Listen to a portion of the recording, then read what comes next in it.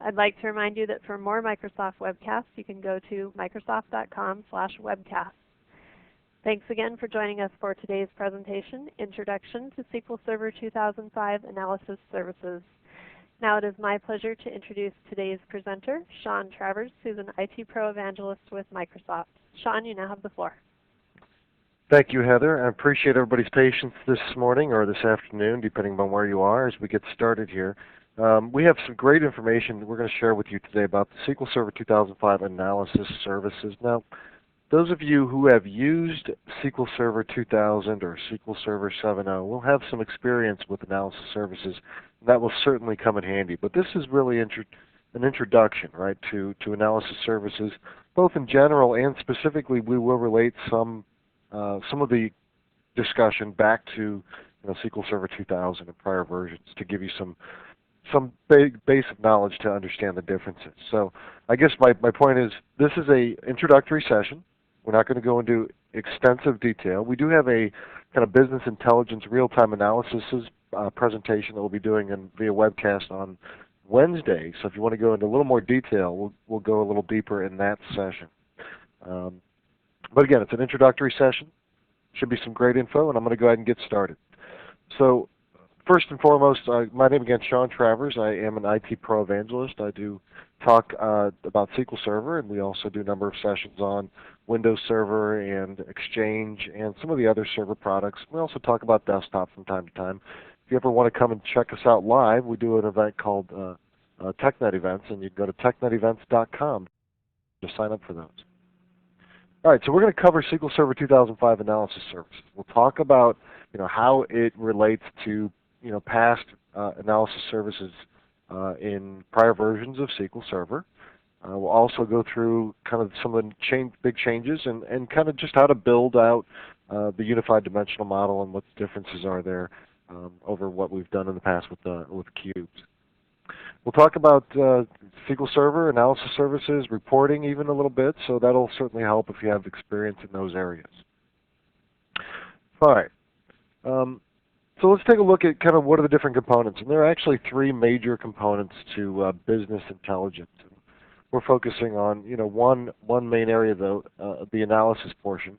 But there are two other areas of business intelligence that tend to come in handy. And I love this just quick, down and dirty overview. If you're just someone who's watching today or who's viewing this webcast via streaming, media services down the road, this is a great, just simple introduction. What is analysis services? You've probably heard it referred to many, many times, and maybe just been, had cut parts of what it means here and there, but maybe haven't really gotten the big picture. So the big picture is business intelligence comprises three major things. The first one is the integration services. Right? This involves just simply acquiring data from other sources, whether it's OLTP systems or could be just a simple flat data file, right? Or any type of information you want to aggregate. The integration services involves acquiring the data, right? And anytime you talk business intelligence, you're just talking, how do we use the data to give us information about how to progress forward as a business, right? So that kind of movement of the data through the business. So the integration is just the collection of it. Now, is the acquiring of the data from various data sources, I should say. This collection is a little different thing. We also talk, as the second major component, is the analysis services, and that's what we're talking about today. This allows us to take our data that we've acquired in our database and really just enrich that data. It means adding business logic, I should say, hierarchical views, really just giving us the ability to specify which information does what and how to discover that data and various data patterns within there using data mining. Okay, so all we're doing is very simply. Again, I think very simple. I don't like to think in the complex terms of the world. I like to think in the simple way, and then move into the complexity. And analysis services is all about finding patterns, right? And relationships between the data. What else? So then we also have SQL Server reporting services, right? So reporting services just concerns presenting those relationships to an observer, right? So presentation and distribution of whatever you've come out of with analysis services.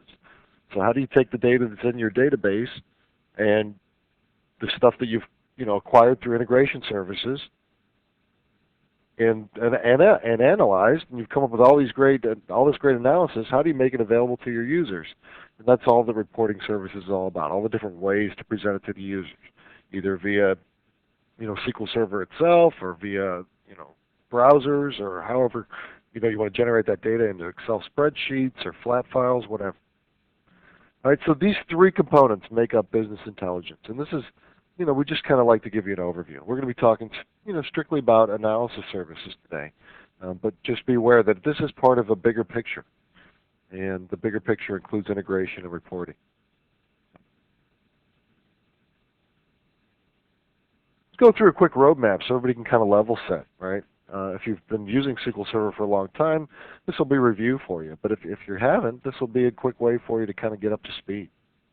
So this just to let you know, analysis services was first introduced on the Microsoft platform in SQL Server 7.0, right? And so we included OLAP services as part of the product, and an API really to just access that OLAP data, right? So OLAP, for those of you who don't know, is just online analytical processing. So it's all about how do you get access to the data while the database is running. That's with OLAP.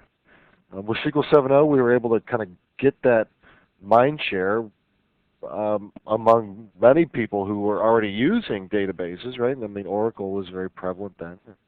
Still is today available there. So we talk about how SQL 7.0 did a pretty good job of really getting some mind share because of the fact that we provided OLAP services as part of the product. It wasn't a separate purchase. And other vendors, at that point required you to purchase an expensive add-on to do that. So kind of give us a little leg up.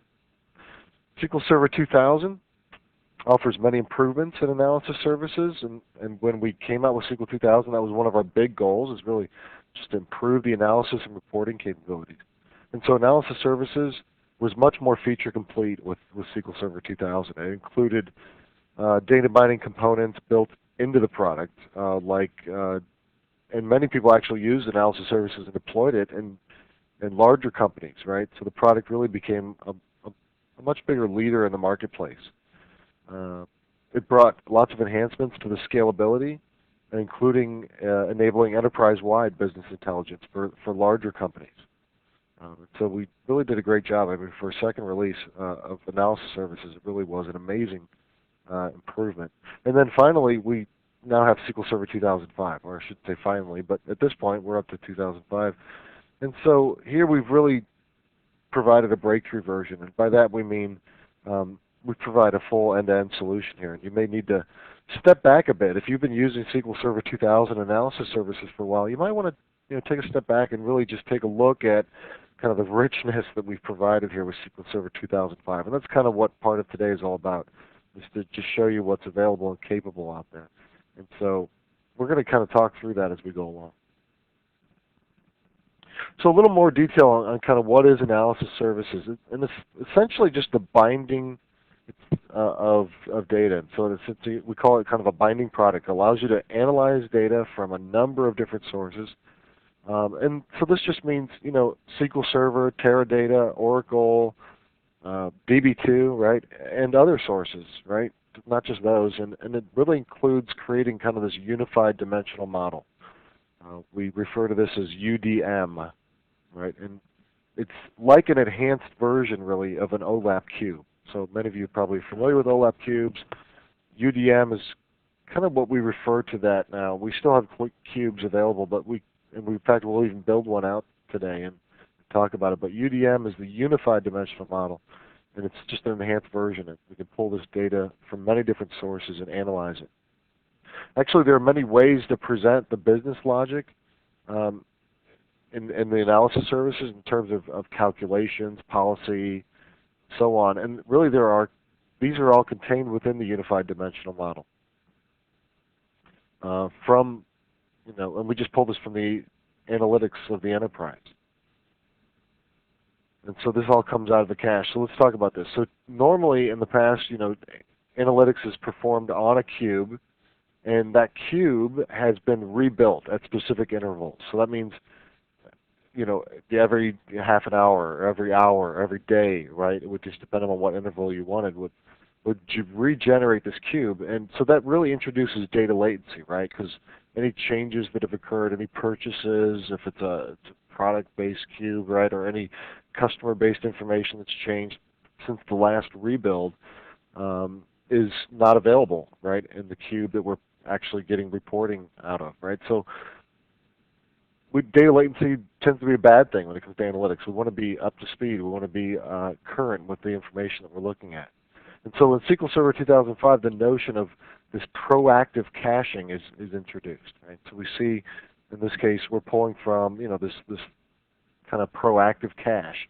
Now we're going to talk more, if you're interested in proactive caching and kind of how UDM works, that we'll talk more about on again, Wednesday's webcast. So come back, sign up for that, check that out. We'll do a lot more there. But what this does is essentially provides a much more real-time business intelligence. And it really allows us to perform traditional OLAP analytics and data mining, but it gives us the cache of data that's very near real-time. We call it very near real-time. It's impossible really to get absolute real-time at this point, but it's very close. And so that means we have more accurate and less data latency, right? More accurate analytics that we can do. So as a result, you can have minimal data latency, or if you want to, again, you can still choose that traditional load and run, analytics, like creating these cubes at specified intervals.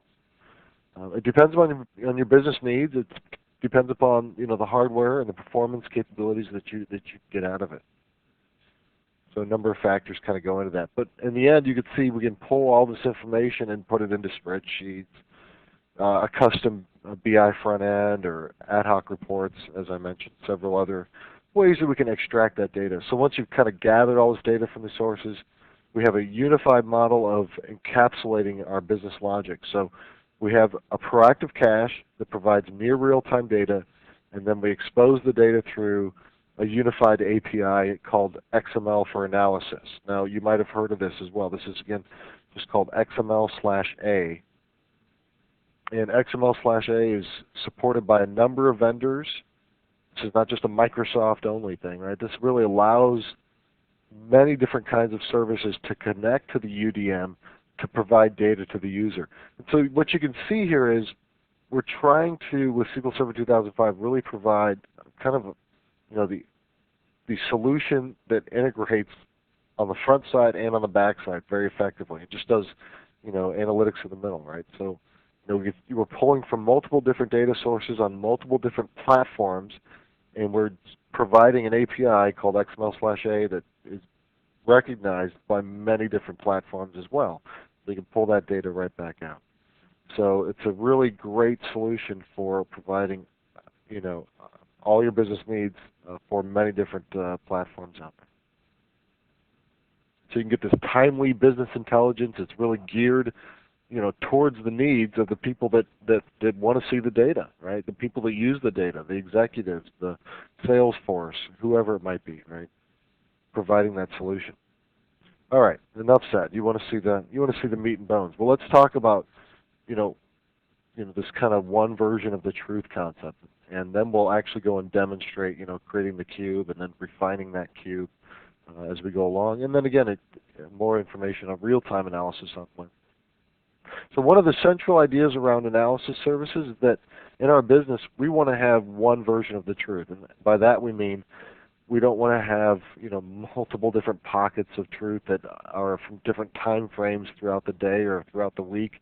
We want to have one version of the truth, and we want to have a model that really encapsulates our business logic and our data and gives us a central place to go to get the right answers. We don't want to worry about we have to go to 5 different locations where the data might be kept, and each location is kind of doing its own analysis, and we have to somehow incorporate that all together in our minds. We want to have a place where we can go.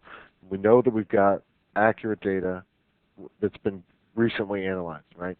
And so analysis service can pull that data from multiple sources. We have talked about the sources already, and we can provide that single business view of the data through the enterprise. So you can build a single data warehouse and then present that data single data warehouse is kind of a series of separate data marts.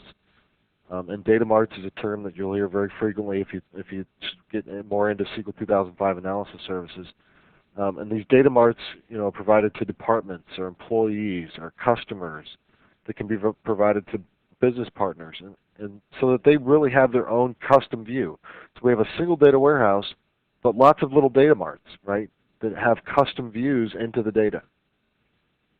Right. So one of the problems with that has been, ongoing with bringing together data from different sources and providing that single data warehouse is that the terminology that's being used within those sources can be completely different.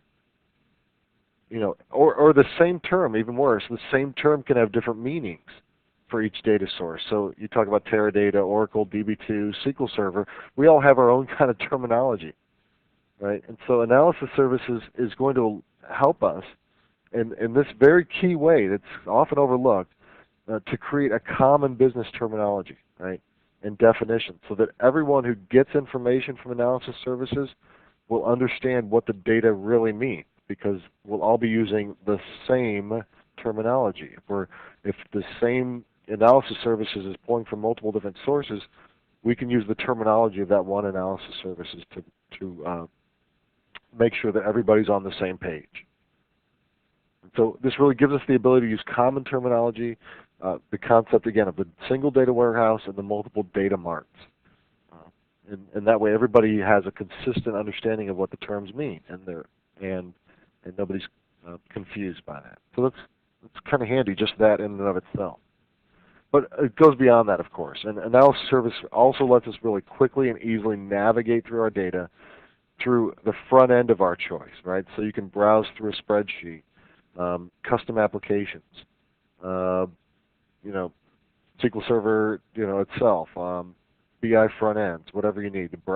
So there's lots of different options there.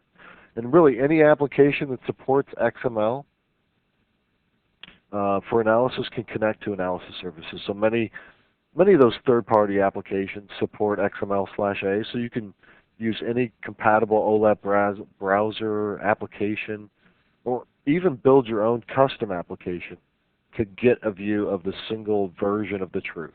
All right. So we've introduced SQL 2005 analysis services. Let's take our first look at the product and actually do a demonstration. I just think that's really handy to kind of go through and level set and make sure everybody's on the same page as to what the goals here are and what we're trying to accomplish. And now we're going to go ahead and build a cube. And again, I talk about UDM, but I really want to also, we're going to go through the basics of building a cube. And there's actually a number of improvements here that you'll see as we go along, specific to SQL Server 2005.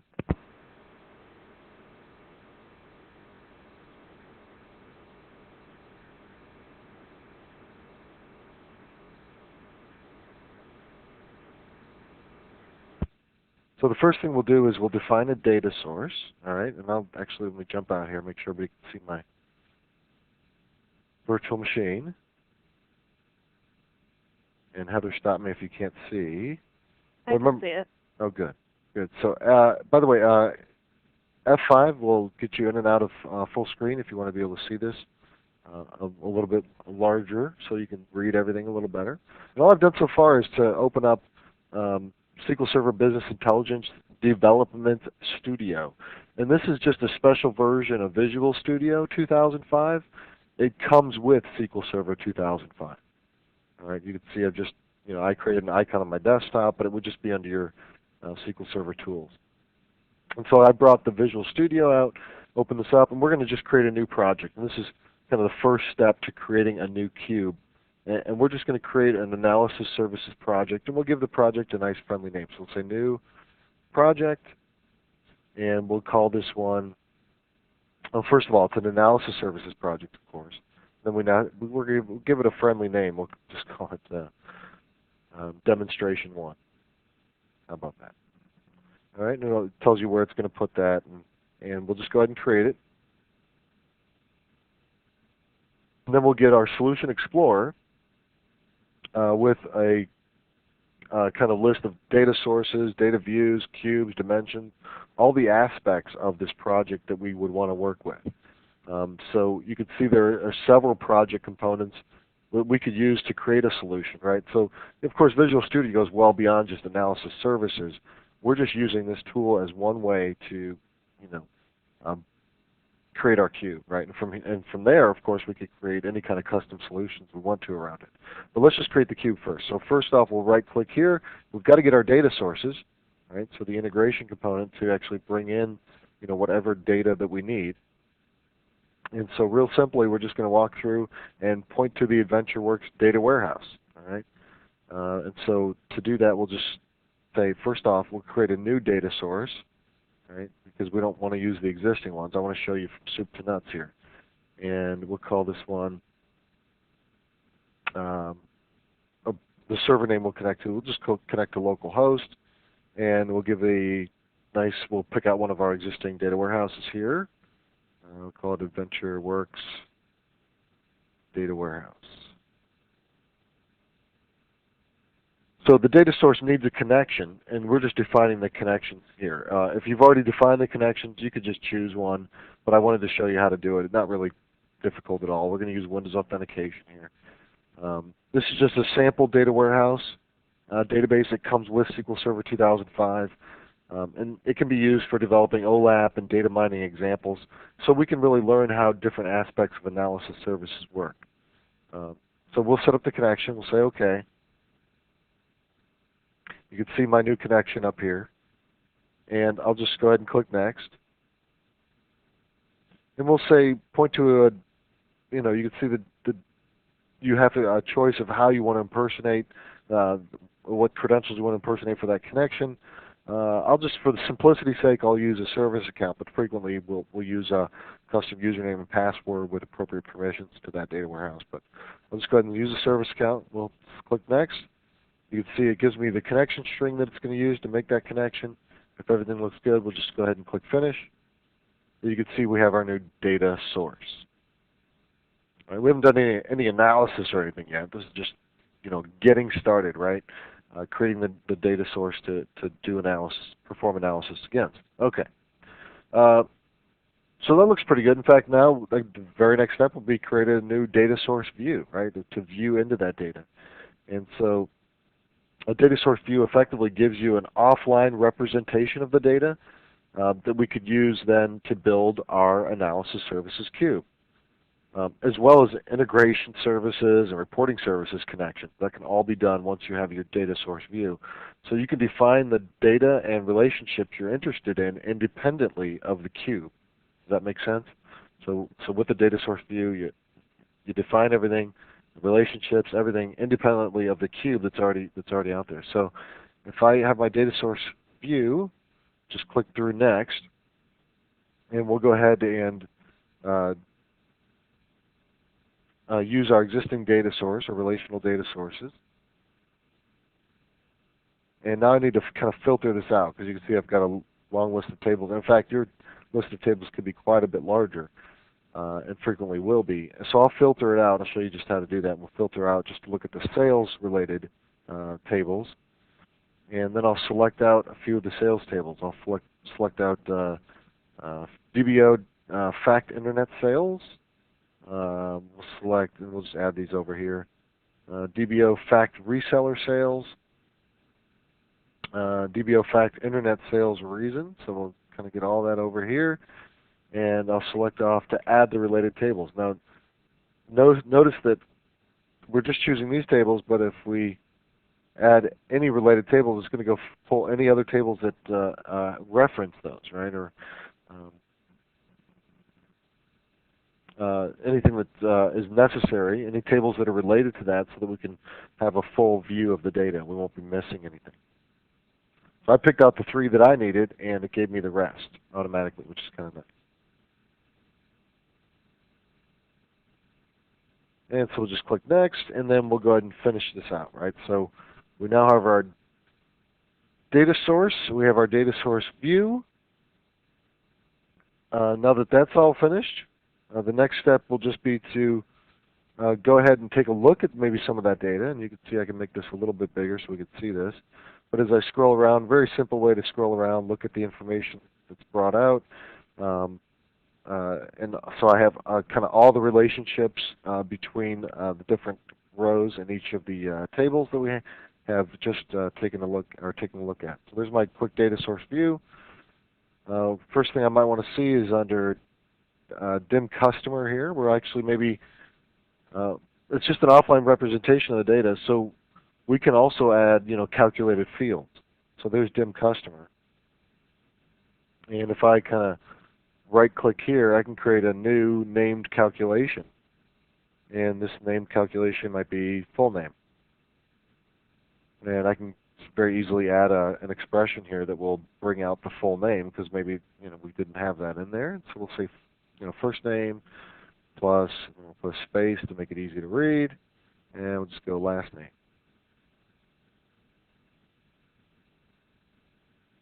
It's the invalid column name. I didn't type that right, obviously. I'm trying to go too fast here. There we go. So there's my full name. I've got a new expression here that I can use to view this. In fact, if I go ahead and right-click and bring up my Explore Data option,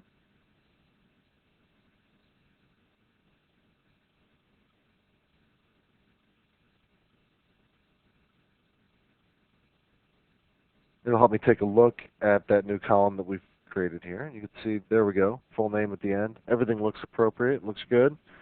And so from the schema of our data source view, all we did was go in and directly explore that data. We created a new expression so that we could view the full name information for that customer table.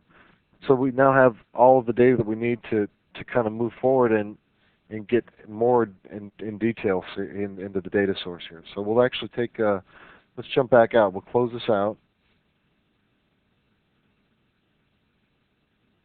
Take a look at the dim product table, and we'll just explore this data. So this is the product table that we have, and you can see there's a lot more you can do beyond just very simply looking at the data. There's pivot tables, charts, pivot charts. In fact, if I click on the pivot table tab, you can see we get a blank pivot table where we can kind of drag some of the different items from that table into and take a look at them. For example, let's see here, I have English product name, and drag this over here into my rows, get kind of all the different products that AdventureWorks sells. I could then take maybe the list price here and drag it in. You can see now I have the list prices of all the products for this company.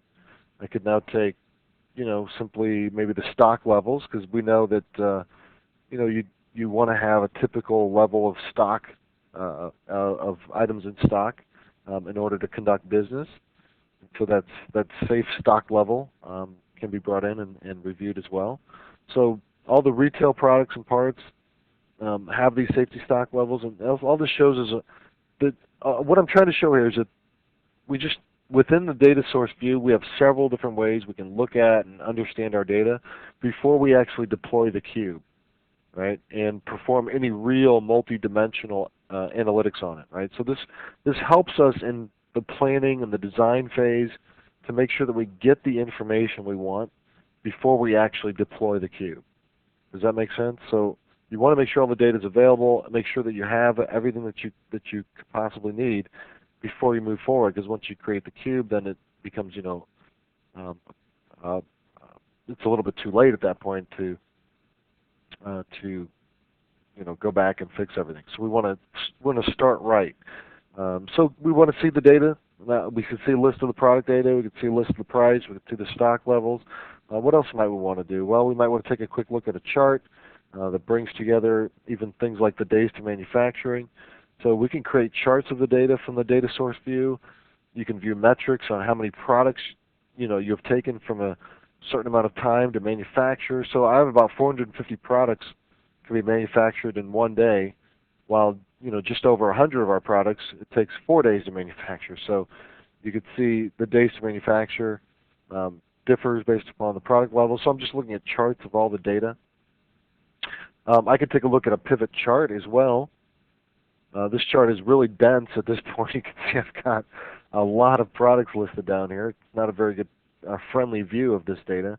So it's real easy to change, how much of the data you're seeing. I'll just remove all of the products, and maybe we'll just select off some of our, we manufacture bike frames as one of our products. So if I just go to maybe all of my mountain bike black frames I've created, maybe that'll be a little better, friendlier view. Yep, a little friendlier view of the data. Then I could take a look at the stock levels maybe of each of those products just by dragging that in and looking at it. You can see looks like I'm a little bit low on stock on a couple of the larger frames, 44-inch and 48-inch. Maybe we just made a sale there. So take a look at all the data. We see that if we have all the information available that we want to be able to access in our cube, then we can move forward and actually define the cube itself. So at this point, the point here is really that we have a lot of powerful tools in the data source view to examine, model, understand our data even before we create the cube. All right, and you can see it's very fast, very easy to use. Heck, this is all just a virtual machine, so your servers are going to be even faster, quite a bit faster. So we're probably ready now. We decided we have all the data that we need, and we have our data source, and we have an offline representation of that data source in the data source view. We've even added some calculations to the schema, and now I think we're ready to go ahead and create the new UDM cube, right? That unified dimensional model. And this is the heart of analysis services. So as you learned during the slides, and we talked earlier, when we talk about UDM or the unified dimensional model, you can think of it as a cube, but since the UDM can encapsulate our business logic and rules in addition to just the data, the UDM cube is much more powerful than any sort of traditional OLAP cube. OLAP cubes really didn't encapsulate the business logic and rules. They just kept the data, and all the business logic and rules were developed elsewhere. So let's just go ahead and explore this. So we're going to go ahead and back to my Solution Explorer here, and I'll close out this stuff. And we'll go ahead and right-click in Solution Explorer, create a new cube here, and we'll click Next. And you can see how you could build a cube from using a data source, or you could build it without a data source, right? The auto build feature lets us automatically create hierarchies and attributes, or you could do just attributes. We'll actually let analysis services create both attributes and hierarchies in our case. So we'll go back up here. We're going to build a cube using our data source. We'll create attributes and hierarchies, and we'll click Next.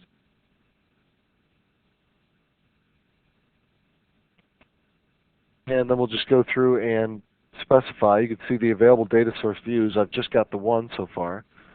And so I'll go ahead and step through. And the next step is actually so it's detecting all the fact and dimensional model here. So you can see that once analysis services performs the simple analysis on our schema, we can also see what it detected for fact tables and dimensions and alter the suggestions if we want to.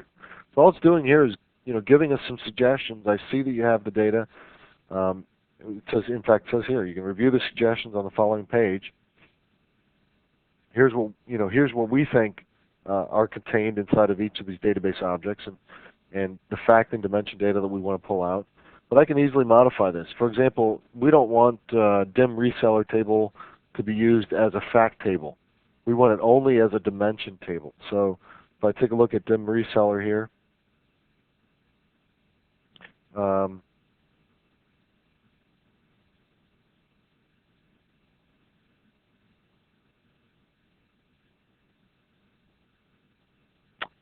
see.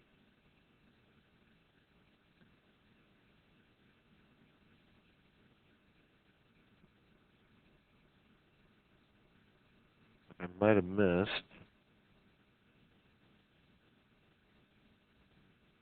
Take a look. Time dimension table. We'll change this to dim time.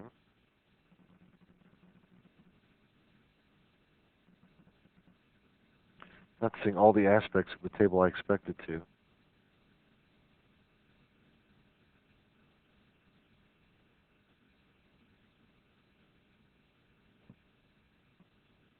All right. Well, we'll go ahead.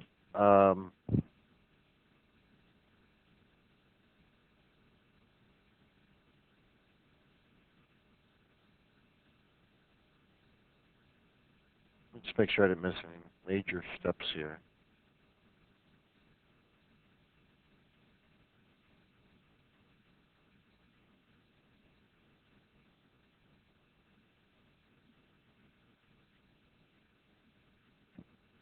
Okay, we've got the data, we've got the appropriate data warehouse. We should be in good shape.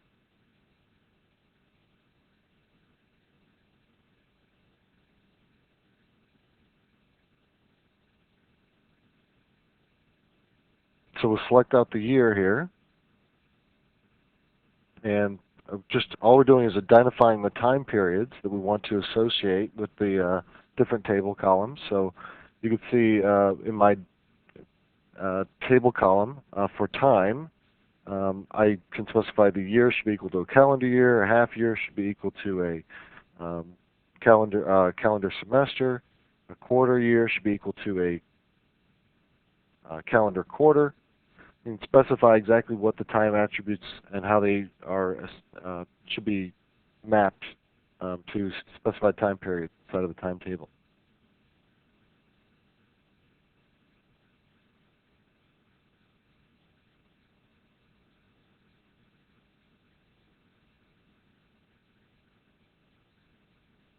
All right, we'll select next.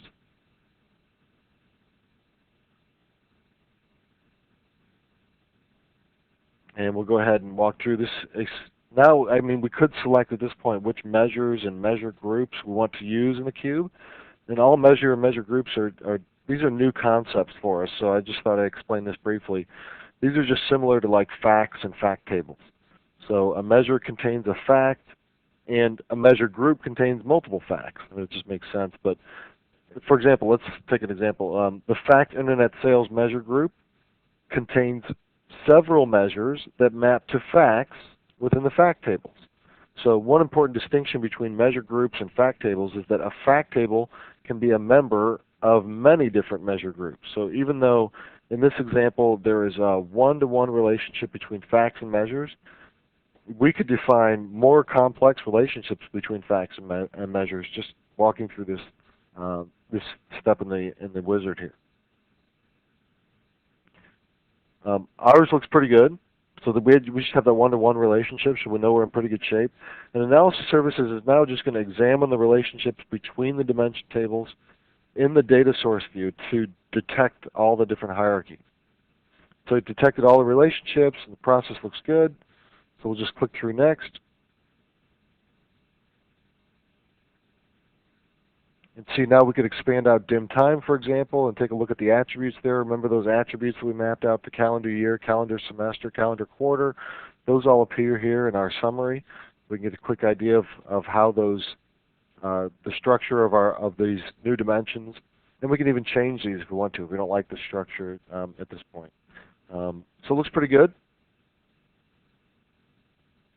You can expand out the hierarchies. You can see my calendar year, how that structure is playing out for us. Everything looks pretty good. So we'll click next, and we'll go ahead and give this a nice friendly name. You can see AdventureWorks Data Warehouse, and we'll just give it the demonstration cube. We'll just call it again demonstration, so we can easily remember it.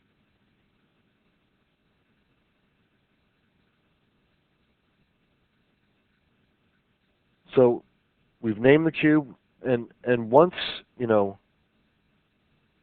the finish button was available at any time. We could have stopped this process at any time and said, things look good from here on out. Just finish out with all the default clicks.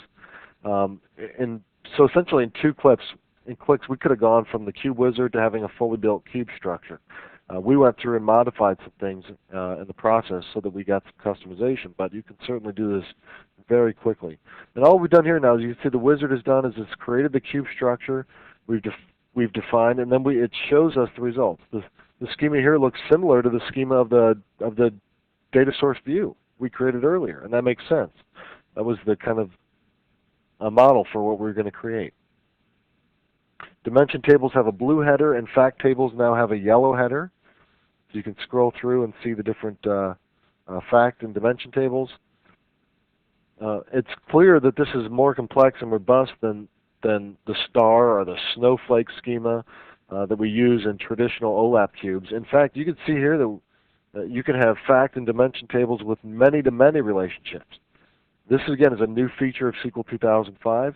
We can also have multiple fact tables. So in this cube, we're using two different fact tables, internet sales and reseller sales, to get a comprehensive picture of the sales throughout the organization. So just having those multiple different fact tables are certainly helpful in and of itself. And if you wanted to do this in SQL Server 2000, you'd have to define separate cubes and then define a virtual cube to bring the separate cubes together. Well, that was a lot of extra steps. Doesn't really pay off as well as what we have here, in fact, which is much more flexible. So now with the Unified Dimensional Model, or UDM, as we've talked about, you can bring all of our relationship data, business logic, and everything together into a single cube. So let's take a look at this. If I take a look back at Solution Explorer here, and I point to, if we look at these dimensions, right? So dimtime.dim, you can see if I scroll down and you can see take a look and we can see the due date, for example. All right, so we scroll down here.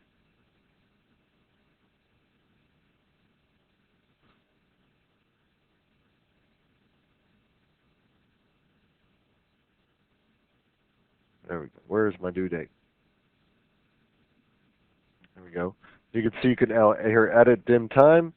You can see the dim time design table appears, and you can see the hierarchies and levels pane. You can see all the list of items that we have. So if you want to modify the existing hierarchy, we can drag another column from the dim time table and drop it into our hierarchy. So let's take the day of the month, or day number of the month, I guess I should say, and drag it into the hierarchies and levels, right? And I'll just put it right here underneath calendar quarter. You can see I can now have a new level to my hierarchy just by dragging and dropping. Much more flexible than what we had before. So now if we look in the attributes over here in the attributes pane, you can see the day number of the month, and in the data, as we mentioned earlier, you can also define completely new hierarchies, right? So for example, we can define a new hierarchy using day number of month and week number of year, just from the dim time table. So adding attributes to the new hierarchies really adds them instantly to the dim time dimension as well. So if I grab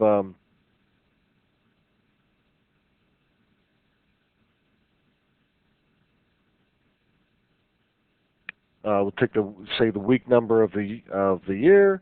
We can just drag this over to the hierarchies and levels pane again. We'll put this maybe just above the day of the month. So again, we're just trying to break down the year into more and more smaller pieces. But it's important here to be careful when including attributes in your dimensions and when you're designing these hierarchies. We might be tempted to include all the attributes and create many different hierarchies. And the intention being then of using them at some point in the future. However, the downside there is the more attributes you add to our dimension, the more we add to the join that will create the cells for our cube. So doing this can have a significant performance impact on our cube, because what we can end up with is creating an enormous cell space in our cube that we have to traverse in order to find data. It adds, and another downside is it adds to the amount of time it takes to process the cube initially. So there are definitely some downsides, right, that we can create here, that we can have.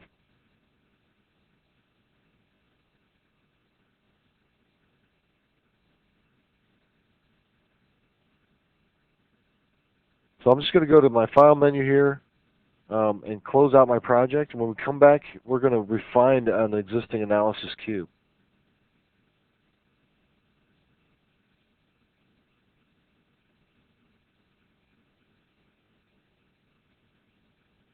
All right, so let's jump back here. So hopefully at this point you've gotten some familiarity with some of the changes to analysis services in SQL Server 2005. You're starting to recognize some of the advantages, right? And I'm trying to also point out some of the gotchas that you might have as you go along, because those are You much rather find the gotchas now than when you start doing this process yourself. So we've talked already about how to build the structure of the model, and the model being the kind of one version of the truth model, right? So a core ability of analysis and the services is providing that data enrichment and analysis to the enterprise.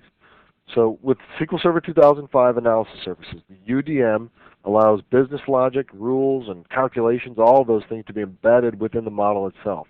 So we can use business logic stored within the model within any BI application, even something like a spreadsheet. We can use that. So Analysis Services also provides key performance indicators, or we call those KPIs, right? These are just strategic metrics really that allow us to define, to keep track of information, whatever is important to us as a company or an organization. Simple stuff like, how about the number of sales, right? The call volume, the number of miles people travel on average, right, to a given destination, whatever it might be, right? This is all, whatever the important information for your company is, these key performance indicators, as we call them, these are just strategic metrics that help you define and keep track of that information. So we can also do data mining and predictive analysis, right, including like real-time analytics using that predictive cache. So SQL Server has several different data mining models that we can use to directly from within that BI development studio, which we were just working in. And we'll take a look at some of these data mining models in just a minute. So using the data and business logic stored in our model, we can then perform what-if modeling to help us see how different scenarios in the future they might affect our business. This really helps us to make intelligent business decisions, and that's really what analytics should be all about. How does it end up helping the business in the end? So actually, let's go ahead now. Let's see how some of these features work. And so in this demonstration, we're just going to refine a cube by translating metadata and looking at perspectives and understanding key performance indicators, right, what KPIs are all about. So we'll look at those. We'll use perspectives to provide a window into our model, and then we'll look at how to use the key performance indicators to provide those strategic metrics. It will help our business, right? So again, I'll share out my SQL Server 2005. We're going to open up an existing solution, right? So this project is actually a sample analysis service project that we're pulling out here. I'm going to open project solution, and I've got one of the sample ones here. We'll go to my program files, Microsoft SQL Server 2005. Look at my tools, samples, and there we go, AdventureWorks. And there's my AdventureWorks solution. The schema for this cube is much more complex than the cube we designed, and that's kind of why we pick it out, because the cube we designed in that first demonstration was simplistic, right? It was just designed to kind of walk us through the process. But this cube is much more complex, much closer, I think, most real-world scenarios, right? Although yours could be more complex than this, no doubt about it. I'm just saying this is closer, right? So what we want to do is, first off, we have the AdventureWorks data warehouse solution, right? And so if I double-click and look at my cubes over here, the AdventureWorks cube, you can see, we'll go ahead and just look through, just kind of show you, give an example. This is much more closer to what you might have in the real world. I've got more tables. I've got more, looks into the data, more fact tables, more dimension tables, so you can see all that here. So what I'll do first off is let's start out in doing some quick translation. So one of the new things that we've introduced to SQL 2005 is this ability to provide this localized metadata. So if our company has offices in different countries, or even just works with multiple languages, it can be really important to provide multilingual solutions to the company. So with SQL Server 2005, we have that ability to provide translations of the cube metadata for whatever languages we happen to use. So if, for example, French to Spanish translations of the cube metadata are available.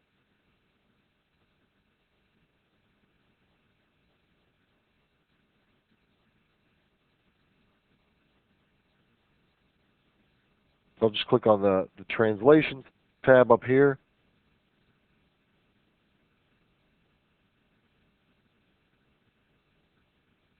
And kind of resize this until we can kind of see all of the France portion here. So you can see this data is readily available right there in the translations. You can see all the different aspects of these different tables. You can see the default language here on the left. You can see Spanish and French is readily available. It's very easy to do this and to create these translations. So if I look at my, say, internet sales amount row,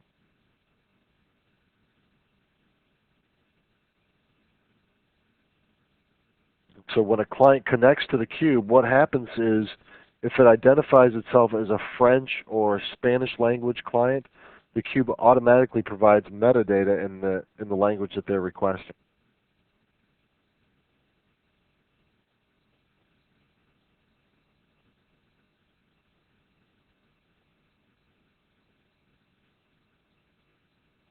So now we're going to go back to the cube structure and just look at the product dimension.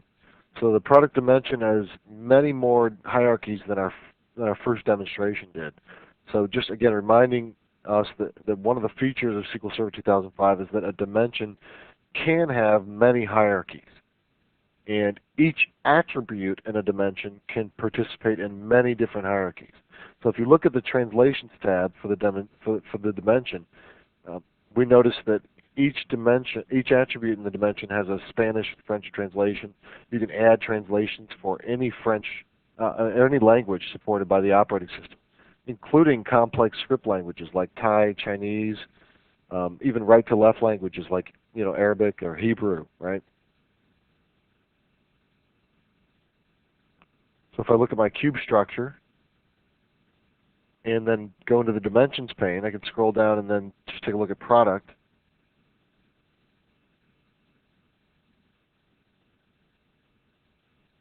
Expand that out, you can see the different product lines that we have. If I just right-click and choose to edit the product, if I choose to edit product, I should say, you can see the different items in the Hierarchies pane. And now if I click on the Translations tab, I can easily go and modify these. So in the category row here, you can see we have the Spanish translation here. If I click on any one of these,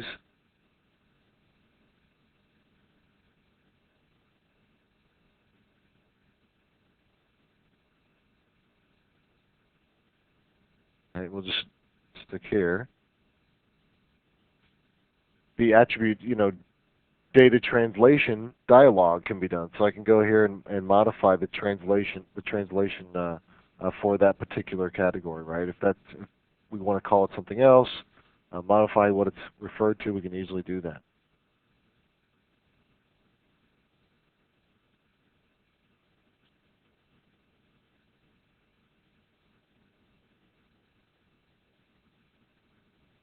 I'll just close this tab down.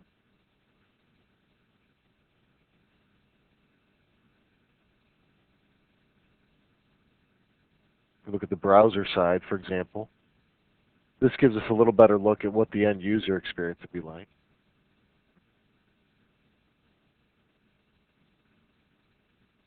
Give it just a second to come up.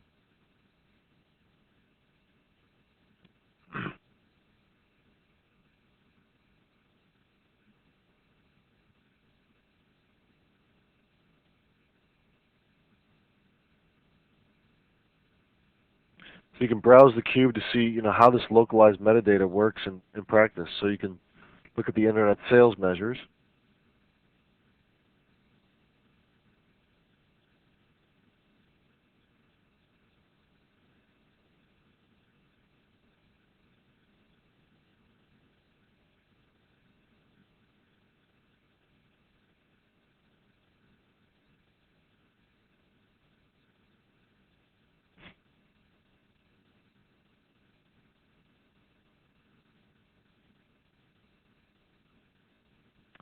All right, and take a look at some of the different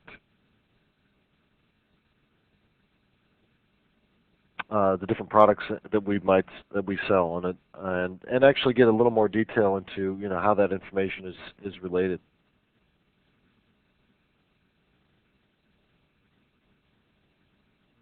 Let's actually get back to where we started out here.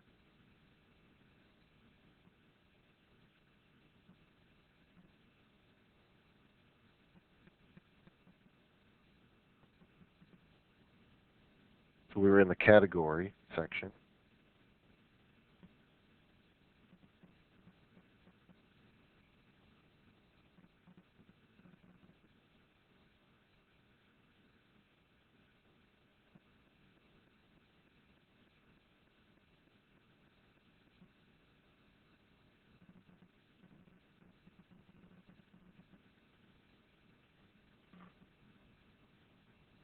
Okay, give me just 1 second here. Sorry.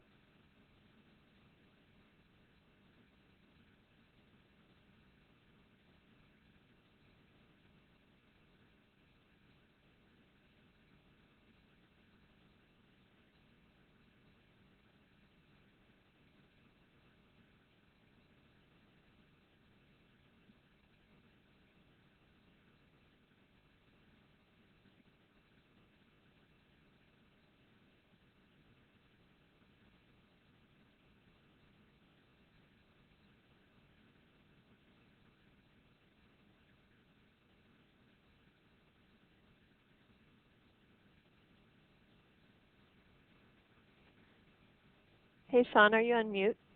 Oh, yeah, I'm sorry. I was taking just a quick moment there to get back to where I needed to be. Thank you, Heather. So I was just taking a look at. You can see we can browse the cube to see how localized metadata works in practice, and you can see to do this we can just look at, say, internet sales measures. And if I take a look at the browser tab here, in the left-hand pane here, you can see how we could see how we can expand internet sales. Take a look at some of the different measurements. And if I kind of drag my sales amount over,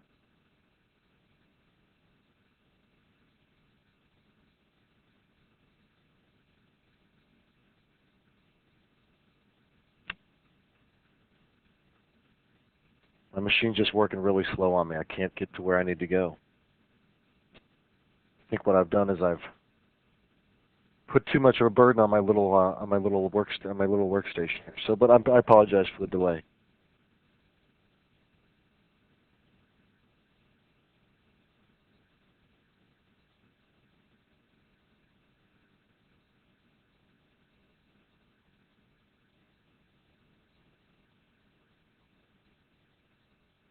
All right, I'll have to jump out of here for just a minute.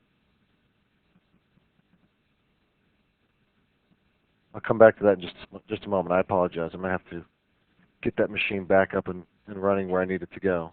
So let's take a quick look back at some of the details that we want to talk about. So analysis services has really been designed to improve the response time to some of our end user queries.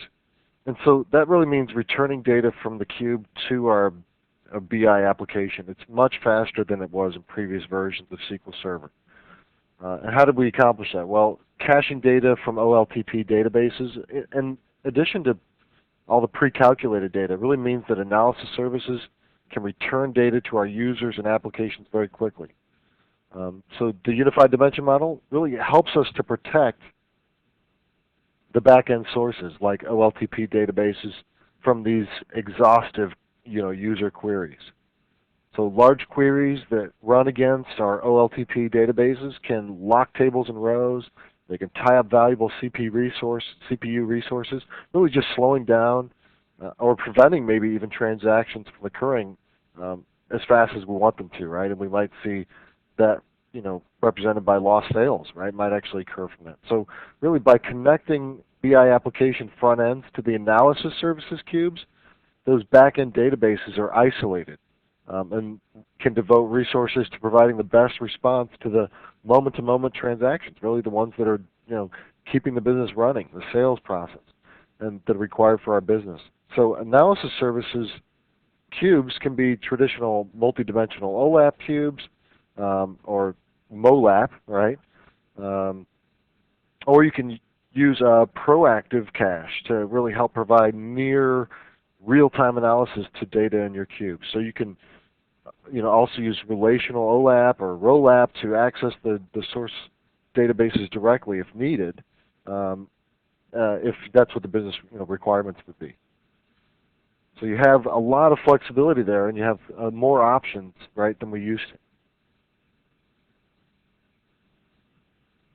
So SQL Server 2005 has really been designed to be more reliable, more highly available than ever before. So analysis services, which is an integral part of SQL 2005, has really grown into a stable platform for providing this business intelligence. And so when we're thinking about this and trying to keep with this concept of this kind of analysis service as an integrated, stable platform on its own, we thought, well, how can we make this better, right, for everybody out there? And so it now supports up to 8-node failover clusters. So since analysis services is kind of its own stable platform, it needs to be able to provide that stability across, a clustered environment. And up to 8 nodes is a pretty nice improvement. This really helps us ensure that our business intelligence system is available at all times. So analysis services, it was designed for this kind of around-the-clock operation. And also manageability has been improved. So we integrated analysis services into SQL Server Management Studio. So analysis services supports SQL Server Profiler for monitoring and capturing events. And by doing that, you can use Profiler to monitor query performance and see which multidimensional expression, or MDX queries, are hampering our performance at any given point in time. And just like with other aspects of SQL Server 2005, analysis services really was designed as secure by default.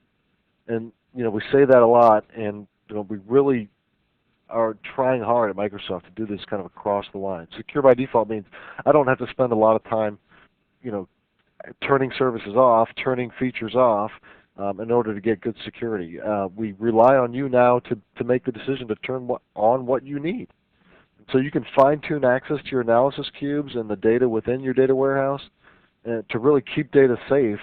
Beyond, obviously we do secure by default, but when you build out the cubes, you can really fine-tune that access to meet your needs beyond what we do. And so this keeps your servers running smoothly. It keeps you from being exposed to the attackers out there and the lawsuits that could result from that. So improvements have been made over access to and manipulation of data really within the analysis services. And then finally, analysis server has made several improvements in scalability. And so you can now manage you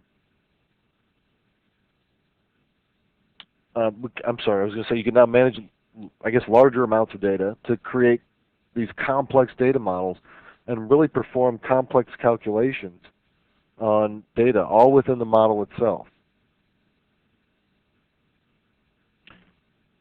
So as we've discussed kind of throughout this session, right, you can use XML analysis to connect to analysis services. And kind of as of right now, there are already a lot of applications and vendors supporting XML/A, obviously Microsoft applications like Excel and SQL reporting services, SPSS, right, for statistical analysis. There's Hyperion system for business intelligence and analytics. And so there's a lot of different vendors out there who kind of already tied into this. You can see we've thrown a few of the different products that we could. And there's hundreds of others really that fall into the same boat.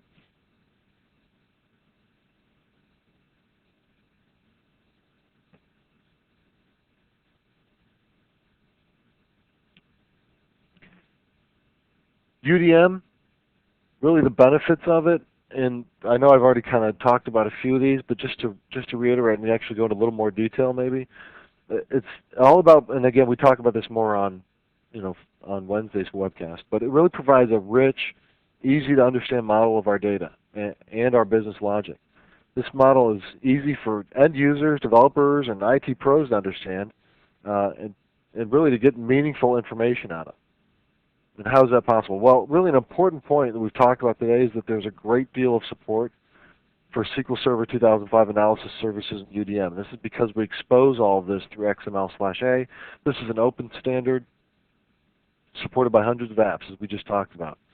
And UDM is really all about a powerful calculation engine, and it allows us to present information to applications and users that is calculated within the cube. So for example, you can create a calculation that will create a field with a full name from first and last name fields like we did, right?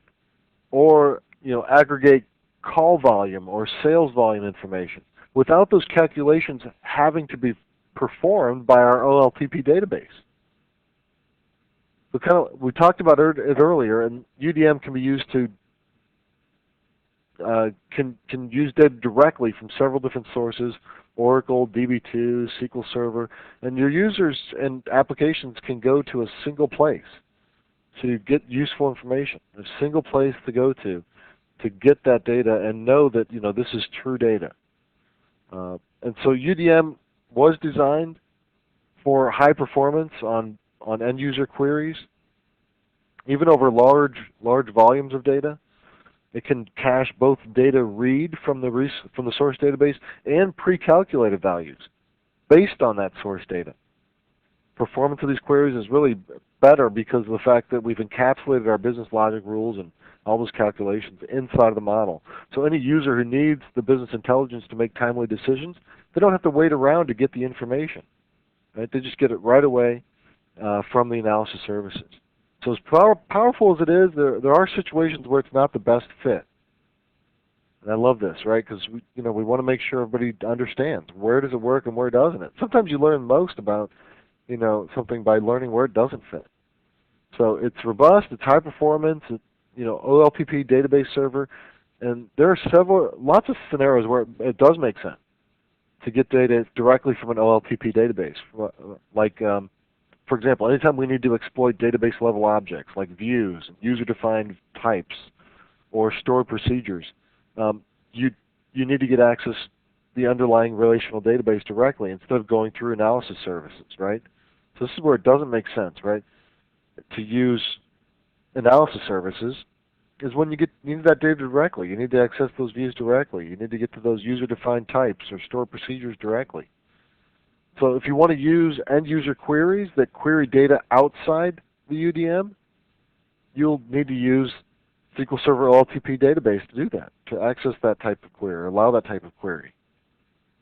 So, while analysis services can use proactive caching to enable near real-time reporting of information, if you need up to the second exactly real-time information, it's best to use the data directly from a relational database, right? That just goes without saying. And by the way, also a full-text search service is included with SQL Server 2005, but it can only be used with relational databases. So if your users need to query full-text data, you'll need to use a relational database for that purpose, if they need to query that information. Right, so queries outside the model, it's only good for very real time, so if you want to get absolutely up to the second real time, you have to go outside of the analysis service solution, or that kind of full text search capability.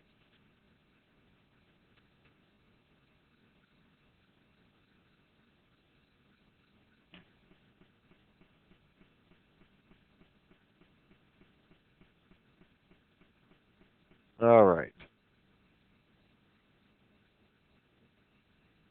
Let's go back and see if we can't try this one more time, see if my machine will keep up with us. I kind of had to restart a little bit here, so I hope you'll forgive me.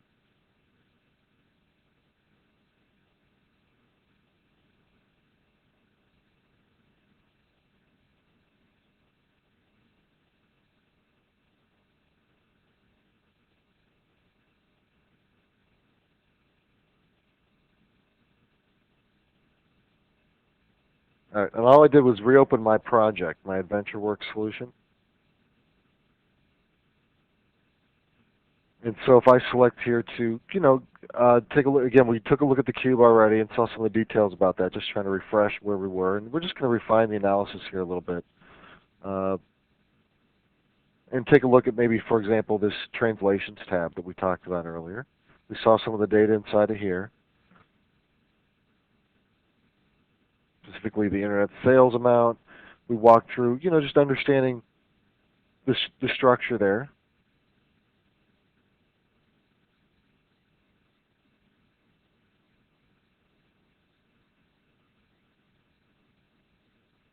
Here's my cube structure a little bit. Now you can see some of the dimensions, right? So if you look at the dimension, the translations tabs here, you can see that each attribute for the dimension has the translations. We kind of saw that. And if we look back at the cube structure,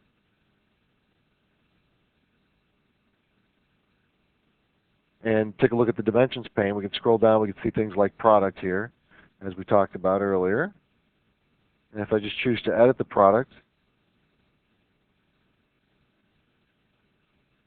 you can see some of the different items here in the hierarchies, like the categories and subcategories, like product model categories, product categories, manufacture time, a lot of data just related to the product itself. And I can click translations here, and you can see some of the different translations. Again, we just have Spanish and French, but again, we support multiple different languages. I click on my category row,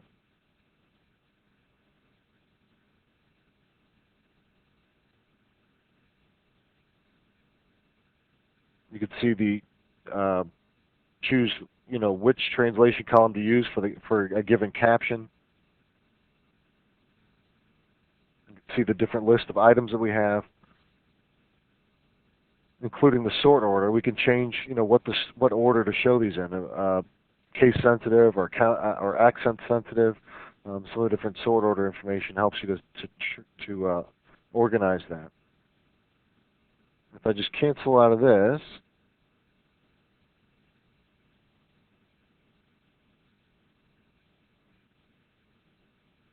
and close down my product dim tab, and we click on browser here, we were going to take a look at some of the internet sales measures, right? So we can add, internet sales amount. In fact, that's what we'll do. We'll add internet sales amount. We'll add internet ratio to all the product measures, and essentially add those to the table that we're creating here as we kind of refine our cube a bit. So if I expand out measures here and internet sales, you can drag the internet sales amount directly under our design surface here.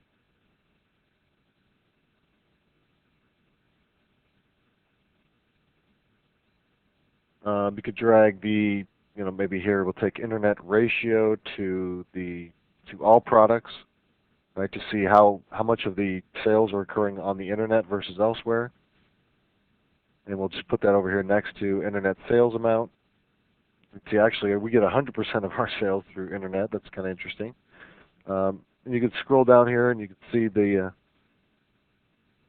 some of the product data. So if I open up product, you can find, say, customer here. Maybe first. Let's actually take product categories here.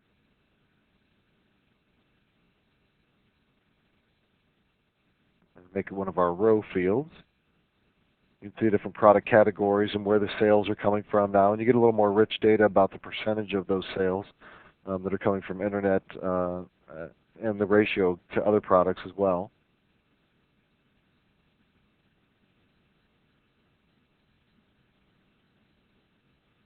And maybe let's take a look at our customer data, and we'll take customer geography. How about that? We'll put this drop it directly onto our column. Right, so you can see by geography, Australia, Canada, elsewhere. This is the kind of rich data that certainly helps the business decision makers of the world understand where they need to target, or where they might be soft in sales, or where they might be able to run a given marketing campaign to generate higher sales on the internet versus elsewhere. A lot of good details come out of this type of rich information. So the table is built, and so now we can kind of expand the rows to show the subcategories. If I just right-click on category here, I can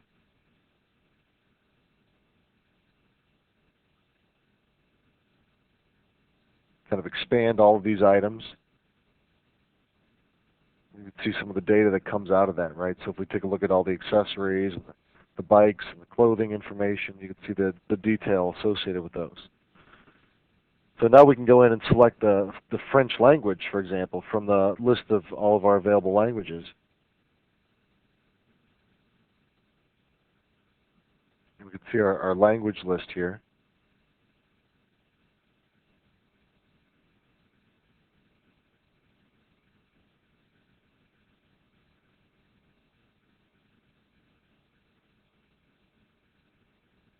And we can select out French.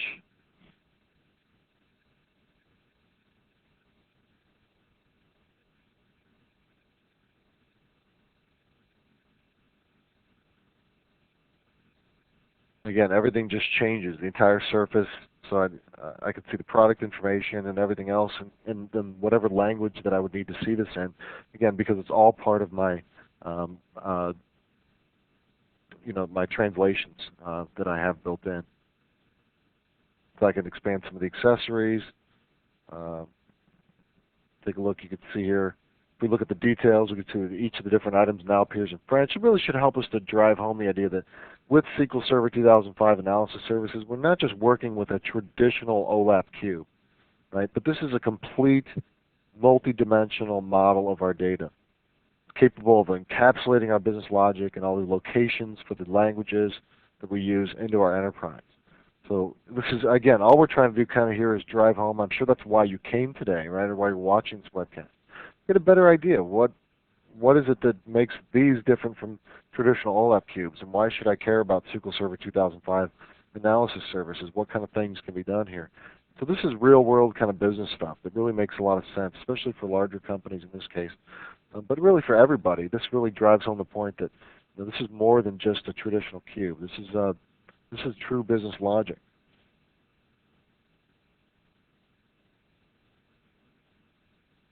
Let's just change it back to English here so we can see actually what's going on.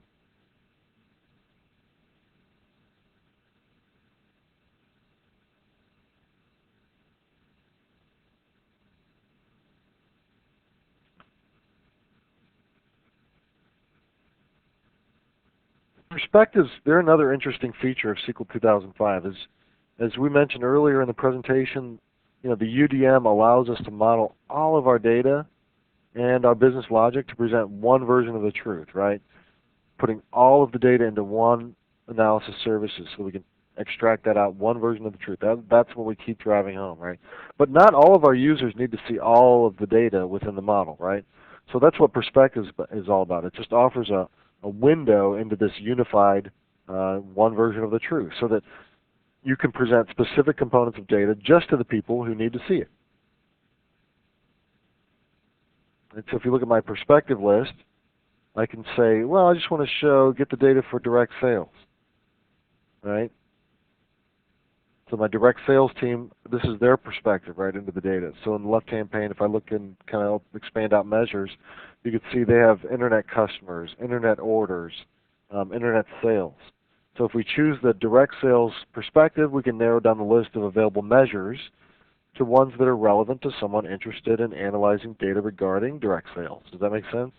It's very easy stuff, right? Not too complicated. In the perspective list, you can maybe choose, let's check out channel sales, right? And so it's important to keep in mind that perspectives are a convenient way to present data, but they're not a security feature. So perspectives aren't going to prevent access to the data. So you want to make, if you want to secure sensitive information in your cube, you want to do that through your normal access control methods. Perspectives, will help us, group relevant information together and present it, but it won't go beyond that. So OLAP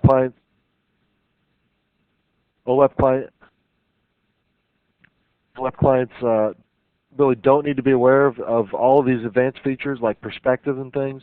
The perspectives themselves appear as cubes to an OLAP client. So, so if you have a custom OLAP client that you've created or a custom OLAP browser, it doesn't have to know anything about these perspectives. That's another beautiful thing about it. See, we try not to, cause any issues for any of your existing solutions that you have out there on other platforms or other solutions.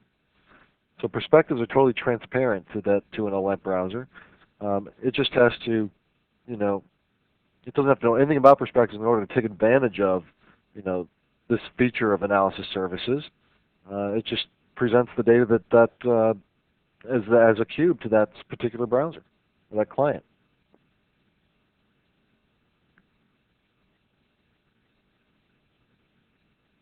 Let's check out KPIs really quickly here. I won't spend a ton of time on it because we're running a little short, but I wanted to just show you.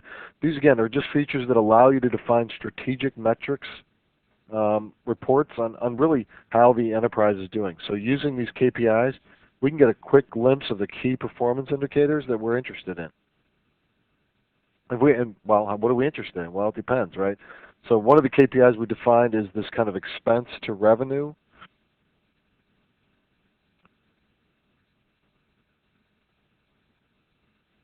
And so if we kind of find that one here, expense to revenue ratio. And if you look in the middle pane here, you can see kind of the associated measure group. So sales summary, reseller orders, reseller sales. You can see value expression, right, as well. Right? It gives you the expression that it's using. So with KPIs, you just create a value expression that expresses what exactly you're measuring. So in this case, we've defined a specific measure called the, you can see here the expense to revenue ratio, and we're calculating this just from the UDM cube, right? So you can also enter more complex expressions and perform calculations directly within the KPI if you need to. So just like that, the goal expression defines, what our target is for this KPI. So this KPI has a simple expression, just indicates expense to revenue, right? Expense to revenue ratio, and so this indicates, it should be 0.25, or maybe it indicates that expenses should be 25% less, or less of the total revenue, right? So you can enter more complex expressions in this field. For example, our goal might be that quarterly sales, I don't know, should be 15% more than the same quarter sales for the previous year. We could easily, create an expression like that. It might be a goal expression. Part of our goal expression. If we scroll down here, you can see the status indicator. Take a look at what kind of data we have in here. So this, we can choose the graphic that we want to use to visually express, how well our enterprise is doing, right? So you can define graphics and expressions for trending purposes. If the expense to revenue ratio is trending higher or lower based on historical calculations, we can see that at a glance using, the graphic that I choose and the expression that I create. And so the definitions and expressions of KPIs just come together in the browser view, which gives us a dashboard-like view of the KPIs. So if I click on kind of the browser view button up here,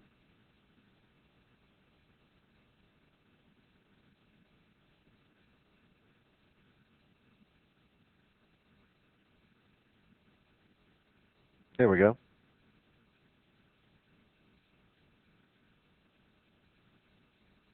You can see the KPI browser page comes up, and if you look under, say, the display structure, you can see the growth in the customer base, right, is defined here. And currently it's been, increasing, and you can see the trend information.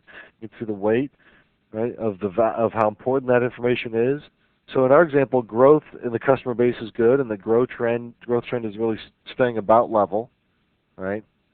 And when we look at the revenue KPIs, our channel revenue is not reaching the goals that we've meant. Right? So if we look at channel revenue, trend is up, but the status is low, right? It's not reaching our goals at all. And so our internet sales are doing well, and they're increasing. You can get a lot of information, you know, very simply. And this is what the KPIs are all about. This kind of browser view of it gives you a really good understanding. So KPIs are available to any client that connects to the cube. Any client that connects to the cubes. So, give an example. New versions of Excel. They can connect to the cube. They'll be like Excel, latest version 2007, and they can show the key performance indicators, and they can actually show the graphics that you defined in the cube. Again, the UDM encapsulates not only data and calculations, but also the business logic. Again, that's what we're driving home here. The business logic is built in here. It's another way that we show that. All right, I'm going to have to close that out. I just want to give you a quick overview of some of the major changes and some of the benefits that you would get, out of SQL Server 2005 analysis services. You'd see it's a watershed product release. It's been completely redesigned. So even if you're familiar with analysis services from SQL 2000, I should say, or if you're familiar with database analytics from another database vendor, you really benefit by spending time and learning and exploring this release. Multilingual metadata, new data sources, greater scalability, manageability, the unified dimensional model. It's a really breakthrough in the way at the heart of the SQL Server Business Intelligence architecture, and it really goes beyond what you can do with traditional OLAP cubes. You can do things like incorporating all that business logic, and I hope that's what you get out of this. Is, if nothing else, is to see kind of the main goal and the main changes we've accomplished with analysis services. I'll tell you what, I'm going to turn it back over to Heather for a minute. That she's got some important announcements for you, and then I'll be back. All right, thank you so much, Sean. And if you do have any questions for Sean, please go ahead and submit those now using the questions and answers pane in the lower right-hand corner of your interface, and we will be getting to those in just a minute. I'd also like to remind everyone that you can print the PDF of the slides by going up to the File menu in the upper navigation bar. Also, watch your inbox tomorrow for an email with information about viewing this webcast on demand. The email will also include a link to a downloadable PowerPoint. When you fill out the webcast evaluation today, you have a chance to win a Microsoft Zune 30 gig digital media player. And I will go ahead and launch that evaluation right now. You should be seeing it showing up in your survey or your slide area. And if you could just take a few moments to fill it out by following the links on the page, we do appreciate the feedback that you leave for us. And with that, I'll go ahead and turn the floor back over to Sean. Thank you so much. Got a couple of questions. One from Kalpesh asks, can you show us how multiple fact tables are connected? I hesitate to do an ad hoc demonstration. I'd be happy to talk with you offline about that, I think, Kalpesh. I appreciate the question. I just don't know if we want to jump off into that, and some people may not be as interested. So I'll kind of answer your question in line. I'll actually tell you what I'll do. I'll point you to a link. So if everybody wants to hang out, you can kind of see that come up. I'll post it publicly for everybody. But I think that'd be a better way to go than walking through it live. Also, Ted asks, so can I go with these KPIs straight to displaying them on SharePoint services as a dashboard? Let's say a web part or something. Sure, absolutely, exactly. That's what it's designed to do, is to explore that data and show that information to you through whatever client that you want to connect in with. Again, now these are something that have to be designed into your solution. So, for example, in our example, remember we were able to see the operating profit and all that data through the browser that we had, and so it's a little different from, say, perspectives, which did not require any client-side understanding of the fact that perspectives existed. KPIs would require you to call up and specifically ask for them, right? To say, I want that KPI data regarding sales, internet sales, whatever it might be. So you have to define your goal expression and the information that you want, but certainly that information is easily exposed and brought out. It could be shown in SharePoint. It could be shown in any one of your other solutions out there anytime you're pulling in that data. Could I? And second question, the second part to that, it looks like Ted wants to know: could I use workflow to measure product progress in a manufacturing plant? Exactly right. So the progress or the trend data can be exposed as well, and we talked quite a bit about that. So the answer to your question is absolutely yes, and that's one of the main goals of SQL Server 2005 was to expose that information to you. And I'll tell you what, I'll give you my email, and Ted, if you want to ask or get more information about that, I'd be happy to provide that to you. So I think that's all, Heather, for now. I'll hang out for a few minutes, but if nothing comes up, I think I'm good to go. All right, thank you so much, Sean. I'd just like to give everyone one final reminder to go ahead and fill out that survey before you exit the session room. And with that, we will close out the webcast for today. Thank you all for attending.